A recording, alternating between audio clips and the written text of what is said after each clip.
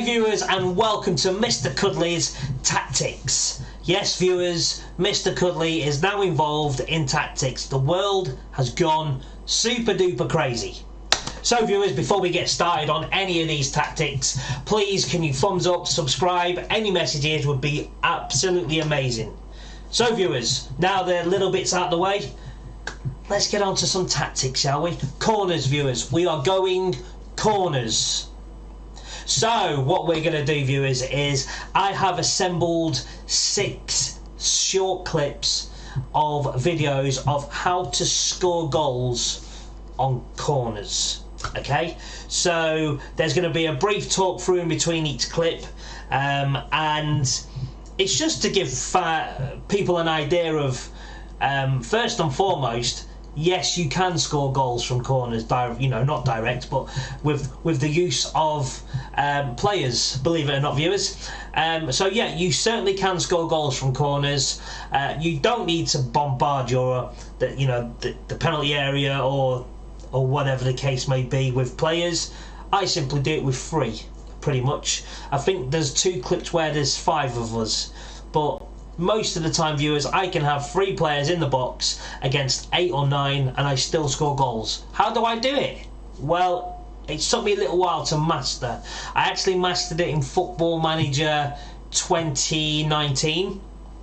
I used to use another system until then, but I've mastered it, and literally it's fairly simple if you stick to the main requirements of each player.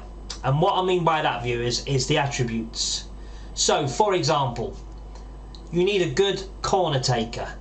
If you're taking from the right side and he's left footed, chances are it's not going to be so good. However, if you get the foot right with the corner side, you're right. You laugh, but it means the corners will be so much better. The delivery will be so much better. So this is just a short video of what to do, not what to do. Okay, and I play always play corners to the back post. I don't do none of this, oh let's have 3 players at the front pretending to flick it on that goes to the... No, cut that crap out. Literally, I've got 1 person taking a corner, I've got 2 men on the back stick, ball over there please, header, goal, thank you very much, beautiful. It has saved me so many points each time I use this. I've used this with the likes of Brescia, Reading, Bristol, Crystal Palace, Tottenham Hotspur. Who else did I use it for? Oh, on my journeyman that I do, which is called Far From Home. You can see it somewhere around there now. Somewhere around there, can you see it? Ding!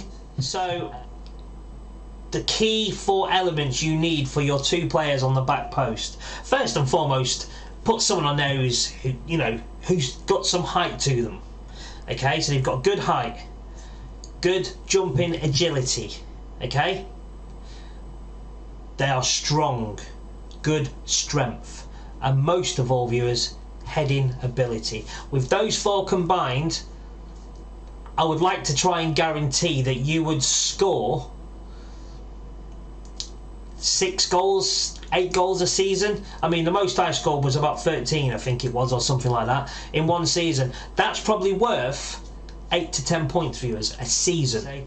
It is very effective. I'm also going to be bringing out, viewers, 1 for free kicks and 1 for long throws. Yes, viewers, you heard it here first, long throws. I have scored dozens of goals so every team I've been at, I've probably scored 7 or 8 goals a season just off long throws. There's no cheat, it is literally, but you need the right players, and depending on the league that you're in as well, with the strength and the agility and that of players. So you'll get it as you go along. So I'm going to stop banging on now viewers and show you a few little clips. I do apologise, it's probably a bit grainy, it's not the best quality. But yeah, so just go along viewers and take a look and tell me what you think. So viewers, clip 1 is for Brescia when I was managing in Italy. This was Division 2, and basically I set up my corner. So if we just have a look on screen, okay, we have this player here, this number 4 player. Okay, let's just have a little zoom in. So number 4 there, okay. So his job is to take away a defender and possibly try and keep the goalie from making a lot of movement. Okay.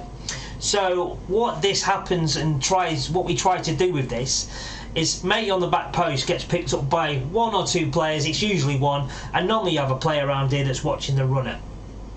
Well, for whatever reason on this one, you could say luck, but it happens a lot. It does happen a lot. We have a number 15 here. I think number 15 will end up scoring this goal. And he just keeps drifting in, and he just attacks the ball, and he gets head and shoulders above these 3. I think they end up in a group of 5 players now. So let's just play this through and just have a look. Just keep an eye. So it's lovely corner. Number 15, he jumps up, goalie not able to keep the ball out. Now, if we go back, okay,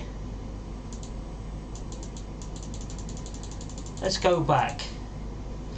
Let's keep an eye on what happens with number 4. I mean, it looks like he's out of position now.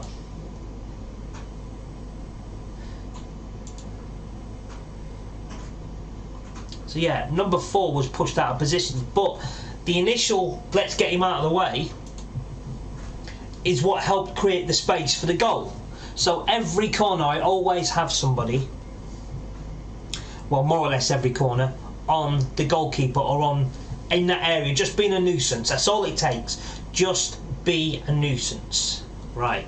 So I think if we go back to, so let's watch this one all the way through once again. Okay. So the ball comes over. Number 15, Christie, jumps. I mean, really, it's a poor corner to score from. The goalie should have scored. Okay, but that's the way the cookie crumbles in this game. You get lucky, you score goals, or you get so unlucky that you can't keep them out. Either way. So there's the first goal we're going to show you. Okay, so now we're going to go on to goal number 2. Okay, so from the very start, you can see this one. Okay, Scrab yet again is taking the corner kick.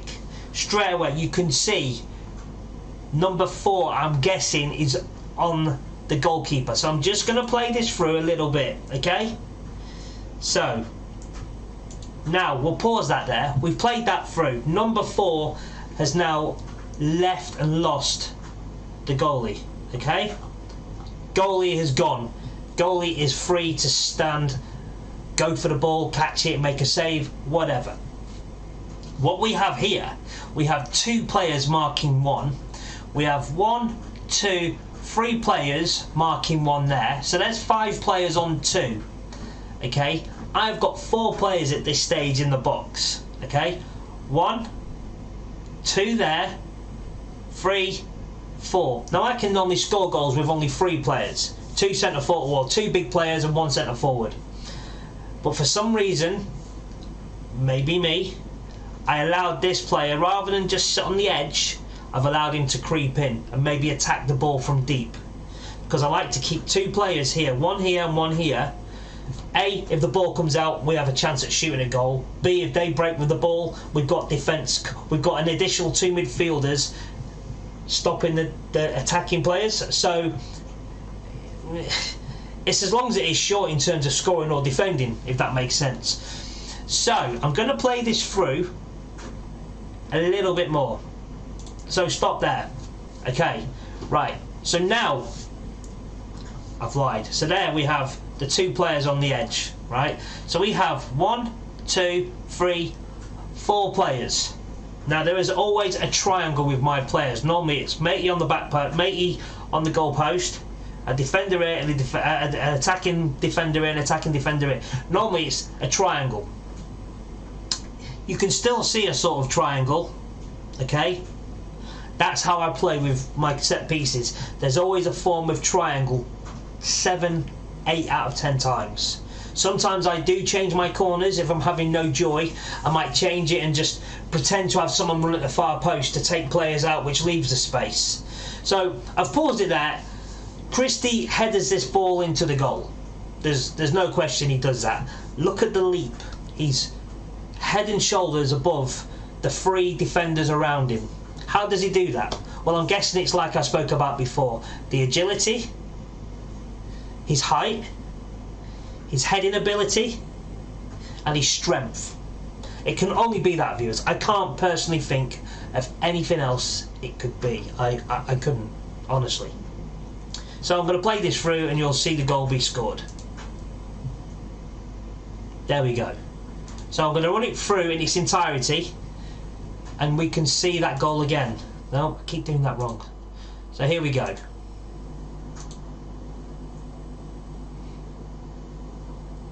So the corner comes over, back post, Christie headers it, goal bound, can't do anything about it.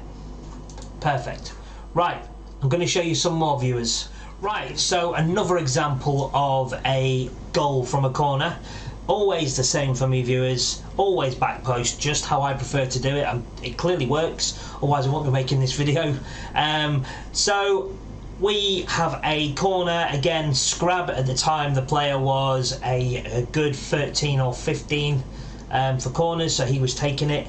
And this is where we show an example of a good player at the back post attacking the ball just to get in front of the defender. So once again, you can see, let me just play that on a tad. So there we go. You can see we've got 2 players on the back post. Christie's already making a run. This guy is trying to block the goalkeeper and stop the defender. So he's taking 2 positions. So that still leaves 1, 2, 3, 4, 5, 6, 7, 8 players. 1, 2, 3, 4, 5, 6, 7, 8, 9 players, including the goalkeeper, against 4 of mine. Okay, I thought it was always 3. Maybe I'm wrong. You wouldn't think you'd have any chance of scoring a goal. Never in a month for Sundays are you going to score a goal with 4 players against 9. You know, it's 2 to 1. It's never going to happen, right? Well, Christie here, this example, actually gets in front of the 3 defenders in front of him, just heads it in. It's just the ability and the agility with the strength to get into the positions. Positioning is also a good one. That's a 5th one. Just watch this, viewers. So he just gets in front of his defender. So pause it there. Perfect. 1, 2, 3, 4, 5 players in a cluster. My centre back has just thought, you know what? I'll go in between them. I'll jump up. I'll head the ball and score. So easy. So now you've seen that goal. You've seen the other 2. I'm probably going to show you 2 or 3 more. There's a few little tweaks that you might need to make on corners. So for this one, for example, I clearly abandoned the triangle that I have and had the additional player. I do believe I stopped that, and you can also, and I do also, which I will show you, I add more players to the box just to cause confusion. They have no impact on scoring goals.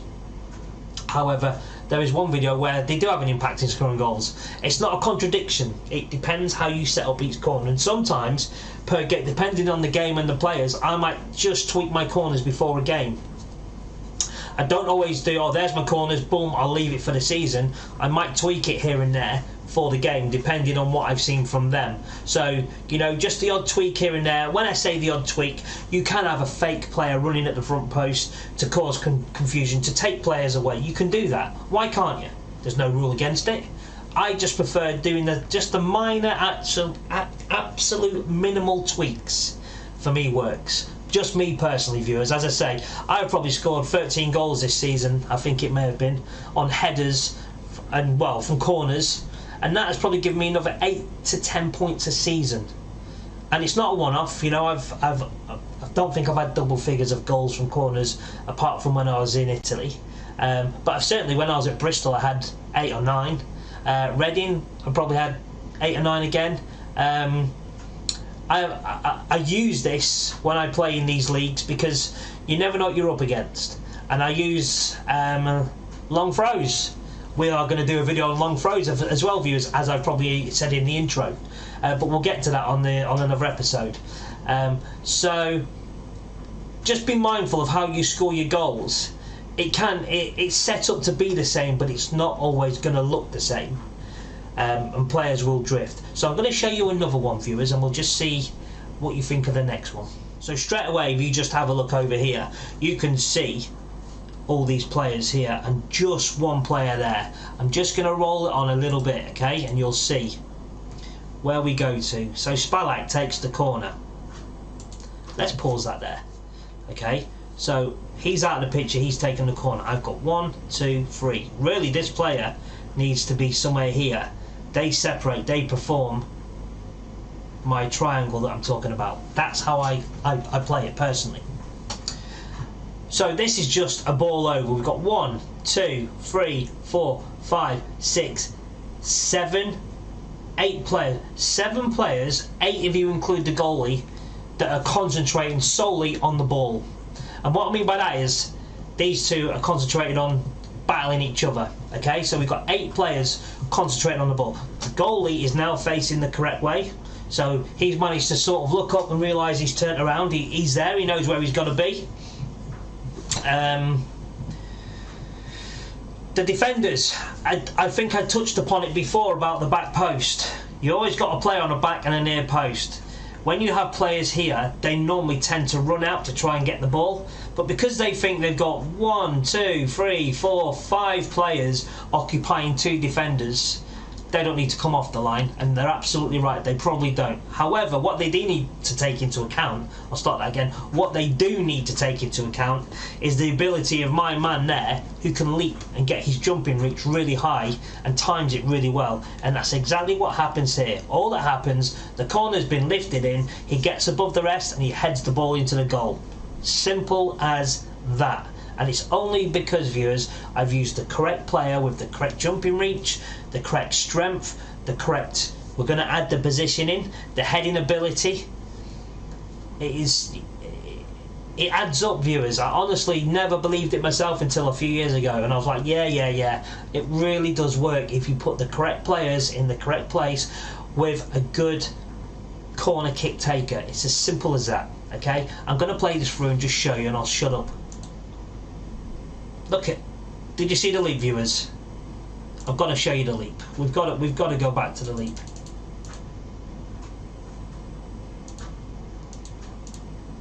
There's the leap. So we've got 1, 2, 3 players haven't even jumped for the ball.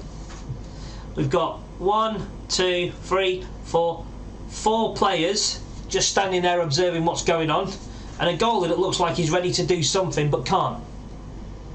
And that's purely based on the player I have. You don't need to put loads of players here all the time. Some occasions I agree you need to. You need to draw players away, or you need to do something. But with the far post corner, you're taking out everybody there out of the game. You're taking them out of the game straight away. They're expecting near post. You're taking it out of the game. This player, you'll probably find, was later on instructed to run to the near post, to have these concentrating on that so that they wouldn't get any rebounds. It's, you know, it's easy. It's so easy. Right, I'm going to show you another one. So, viewers, this is now, we've moved over to the UK. We're now at Reading. When I was manager of Reading, we played Coventry, and as you can see straight away, wow, all those people there, there's a lot more than you had at Italy. That is absolutely correct. You play to your strengths. And my strengths for Reading was back post once again. But these players were... So Coventry were in a position where they weren't going to do anything, so they just flooded the areas.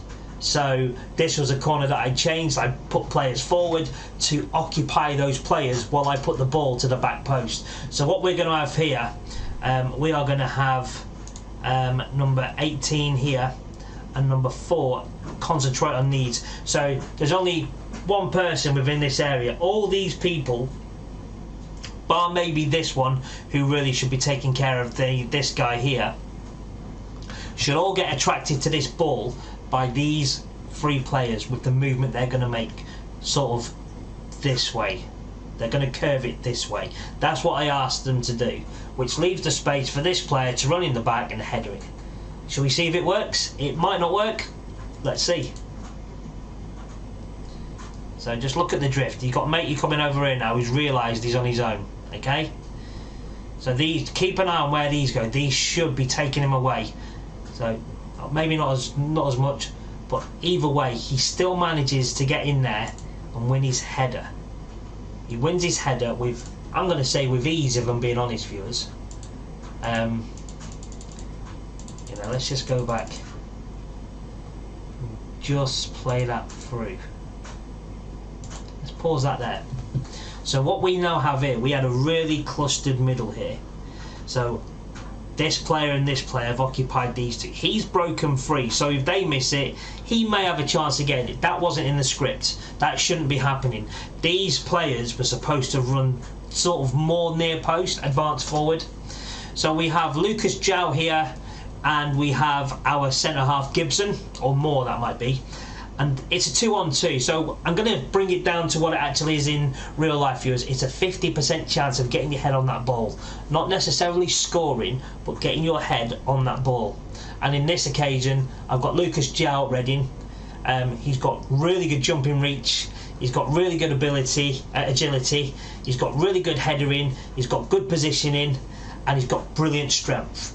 So they are 5 things, and we keep going back to the 5 things we know. But it works. It absolutely works. And proof is in the pudding. I'm showing you these videos. Gets his head on it. Goalie nowhere near. I'll show you another example. This will be the last one, viewers, then I'll give you all a break. You can stop watching it.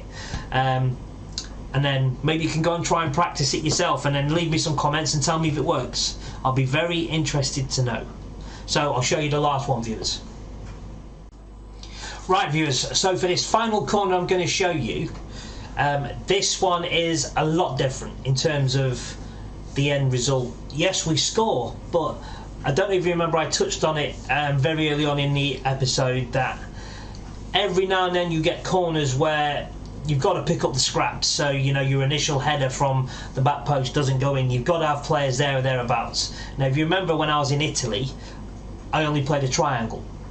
And I've said, and I've maintained, and I will keep maintaining, you put the players in the areas or in the boxes that are required depending on A, the league you're in, B, your opposition, and how they line up. Okay, so that's how I play. So that means before every game, again, I touched on it before, I might make the odd tweak. So I made a tweak on this because they packed their penalty area, and their defenders that were marking my defenders off corners were in fact probably just as good as mine. I thought I need to put more players in the box, A, in case we don't make the headers, or B, for rebounds, whatever the case may be. And this is one of them scenarios, viewers. So this is a corner that's going to go to the back post as per usual, but as it goes I'm going to stop it, and we're just going to have a little count up of players as I've been doing and show you what I mean. Okay, so I'm going to stop it there. So straight away, Mitchell, great corner. It's going nowhere else but the back post. We've got none of this, as I keep saying, none of this dillying around with people running across the front post or attacking from deep when they're not going to have a cat and mouse chance of getting the ball. You can't do that on this situation because there's too many players back. Okay, now what is going to happen here essentially is we are going to score, but it's the manner in which we score. So let's just have a look. I've gone from having 3 players in the box, okay, to 1, 2, 3, 4, 5, 6 players, 1 taking a corner and 2 just hanging outside. That's 9 players, so that's me being more attacking, okay? That's because I need to, because of the pressure they're putting on me in the box. There's no way I'm going to win the headers there with their defenders that are better than my attackers. So what happens in this instance is we do win the header and it hits their defender in the middle. It's the reaction time of the players around that make the goal. So I'm just going to play it through from the beginning and I can show you exactly what I mean, and you can make your own minds up if you like the tactic or not. I love this tactic. Okay, so watch you play through. So it goes to the back post, Gibson gets his head, hits the defender. The reaction time of the forward is so good. So if you remember at the very beginning of this scenario, the guy who scores is one of these guys here. it's him. This guy here wins the header. So if you look there, there's Jow now. Excuse me. And there's Gibson. Look at the leap of this player, okay? His ability was better than my defenders, and really he should have won the header, but he doesn't. We still win the header, and it's the reaction of Jow through having two on the back post that allow us to score because the defender can't clear. Show you, look. So there we go, there's the defender. If it goes past the defender, mate on the line really should knock it in. But fortunately, it falls to Lucas Jow and he can score. So, to end this video, viewers, I would personally always have two players on the back post. I think it works so good for that scenario. I did play in Romania I'm still playing in Romania for on a episode, and we have a lot of instances like this where we win the second balls, but it deflects, and it's your reaction time, it's the amount of players you put on the posts or in the box. And I learnt this because a few years ago I was playing in Bulgaria, I think it was, on Football Manager 19, and I just thought I've got to try and think of something, and I've stuck with this from Football Manager 19 to now. I couldn't tell you how many goals I've scored. I've scored a lot of goals. Just alone this FM alone, I'm going to say 50, 60 goals just alone on FM, this one, not including FM19 or 18. Just, it's been so good. It has been so good. So I strongly advise you give it a go. I would be extremely keen to know how well you guys have done. So maybe watch the video, give it a like, thumbs up, a subscribe, go and try something, come back and just give me some comments. I'll be dying to know how well you all done on this tactic. I'm going to put this tactic on Steam, so it should be on Steam soon. Look out for it. It'll be called Mr. Cuddly's Tactics Corners. Okay, so once again, viewers, this has been absolutely amazing. It's my first video doing this. I've loved every minute of it. Hope you viewers love it just as much. So until we meet again next time, viewers, in one of my episodes, and I hope you're watching, and if you're not, I hope you start watching. Until we meet again, viewers, it's over and out from me.